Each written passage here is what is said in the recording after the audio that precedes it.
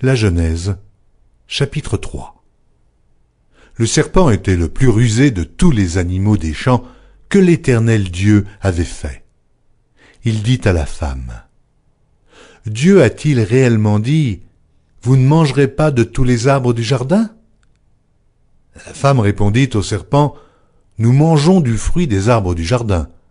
Mais quant au fruit de l'arbre qui est au milieu du jardin, Dieu a dit, vous n'en mangerez point et vous n'y toucherez point, de peur que vous ne mouriez. » Alors le serpent dit à la femme, vous ne mourrez point.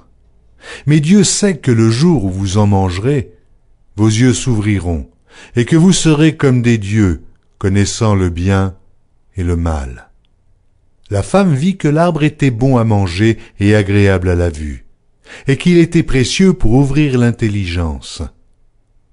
Elle prit de son fruit et en mangea. Elle en donna aussi à son mari, qui était auprès d'elle, et il en mangea. Les yeux de l'un et de l'autre s'ouvrirent, ils connurent qu'ils étaient nus, et ayant cousu des feuilles de figuier, ils s'en firent des ceintures.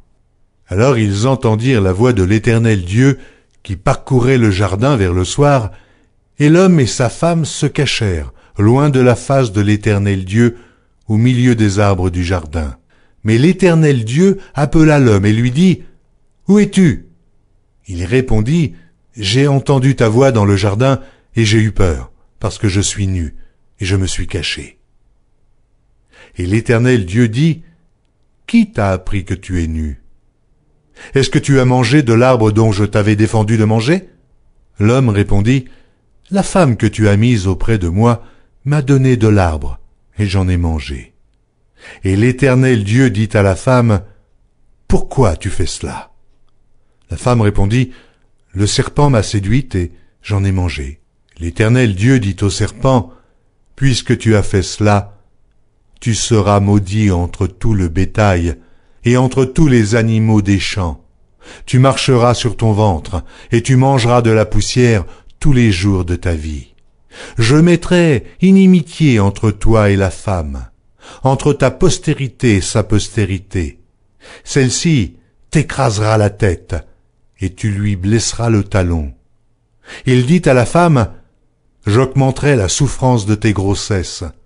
Tu enfanteras avec douleur, et tes désirs se porteront vers ton mari, mais il dominera sur toi. » Il dit à l'homme, « Puisque tu as écouté la voix de ta femme, et que tu as mangé de l'arbre au sujet duquel je t'avais donné cet ordre, tu n'en mangeras point, le sol sera maudit à cause de toi. C'est à force de peine que tu en tireras ta nourriture tous les jours de ta vie. Il te produira des épines et des ronces, et tu mangeras de l'herbe des champs. C'est à la sueur de ton visage que tu mangeras du pain, jusqu'à ce que tu retournes dans la terre d'où tu as été pris, car tu es poussière, et tu retourneras dans la poussière. » Adam donna à sa femme le nom d'Ève, car elle a été la mère de tous les vivants. L'Éternel Dieu fit à Adam et à sa femme des habits de peau, et il les en revêtit. L'Éternel Dieu dit, « Voici, l'homme est devenu comme l'un de nous, pour la connaissance du bien et du mal. Empêchons-le maintenant d'avancer sa main, de prendre de l'arbre de vie, d'en manger, et de vivre éternellement. » Et l'Éternel Dieu le chassa du jardin d'Éden, pour qu'il cultivât la terre, d'où il avait été pris.